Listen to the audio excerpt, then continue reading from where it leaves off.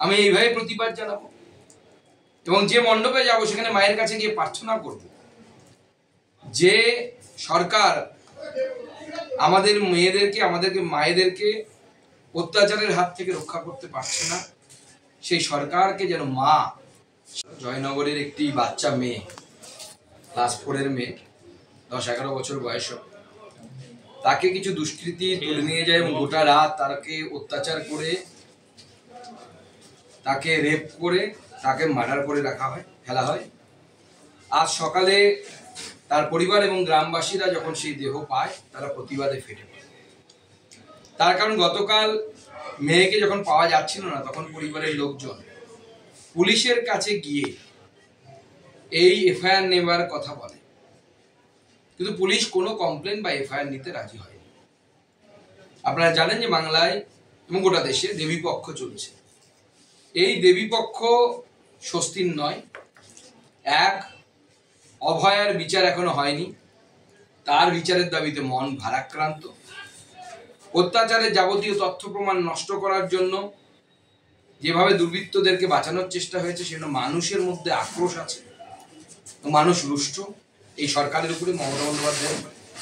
এবার দেবীপক্ষের মধ্যে যেভাবে জয়নগরের বিজয়াকে নির্যাতন করে তাকে ধর্ষণ করে মারা হয়েছে, একজন নাগরিক হিসেবে, মেয়ের বাবা হিসেবে আমি ঠিক করেছি যে আমার বহু জায়গায় বারোয়ারি পুজোতে পুজো উদ্বোধন করার যাওয়ার কথা ছিল। আমি মণ্ডপে যাব, কিন্তু কোথাও পুজো উদ্বোধনে যাব না। আমি এইভাবে প্রতিবাদ জানাবো এবং যে মণ্ডপে যাব সেখানে মায়ের কাছে গিয়ে প্রার্থনা করব যে সরকার আমাদের মেয়েদেরকে আমাদেরকে মায়েদেরকে অত্যাচারের হাত থেকে রক্ষা করতে পারছে না, সেই সরকারকে যেন মা শাস্তি দেয় এবং সেই সরকারকে উৎখাত করার ব্যবস্থা করে।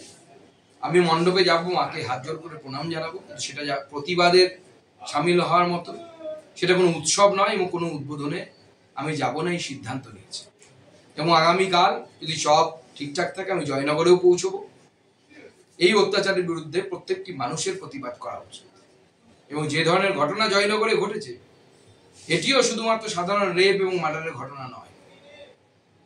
এই ঘটনা অত্যন্ত চিন্তার ঘটনা, অত্যন্ত মন খারাপ করে দেওয়ার ঘটনা এবং আমার মনে হয় যে এই ঘটনা বন্ধ হওয়া উচিত এবং এই সরকার সম্পূর্ণরূপে ব্যর্থ। এই রাজ্যের ব্যর্থতম মুখ্যমন্ত্রী এবং নারী সুরক্ষার ক্ষেত্রে ব্যর্থতম মুখ্যমন্ত্রী হচ্ছে মমতা বন্দ্যোপাধ্যায়। তার নাম মমতা বন্দ্যোপাধ্যায় এবং এই মুখ্যমন্ত্রী উচিত ইমিডিয়েটলি তার পদ থেকে সরে যাওয়া। যে মুখ্যমন্ত্রী আমাদের বাচ্চা মেয়েদের সুরক্ষা দিতে পারে না, আমাদের ঘরের মেয়েদের সুরক্ষা দিতে পারে না, সেই মুখ্যমন্ত্রীর মহিলা হিসেবে তার পদে বসে থাকার কোনো অধিকার নেই। আর এরপরেও যদি আমরা চুপ করে থাকি, আমরা যদি প্রতিবাদ না জানাই, তাহলে আমার মনে হয় এটা নিজের অন্তরাত্মার সাথে, নিজের বিবেকের সাথে আমার মনে হয় জাস্টিস করা হবে না, ন্যায় করা হবে। সেটা আমি নিজের বিবেকের তাড়নায় ঠিক করেছি। আমি এবার কোথাও পূজা উদ্বোধন করতে যাব না। পুজোতে যাব, মাকে প্রণাম করব, বাঙালির সর্বশ্রেষ্ঠ উৎসব, কিন্তু আমরা উৎসব হিসেবে পালন করব। এবার উৎসব নেই, কারণ মাননীয় মুখ্যমন্ত্রী সবের রাজ্যে পরিণত করেছে, বিশেষ করে মেয়েদের জন্য এই রাজ্যকে সব এর রাজ্যে পরিণত করেছে মাননীয় মুখ্যমন্ত্রী এবং তার প্রশাসন।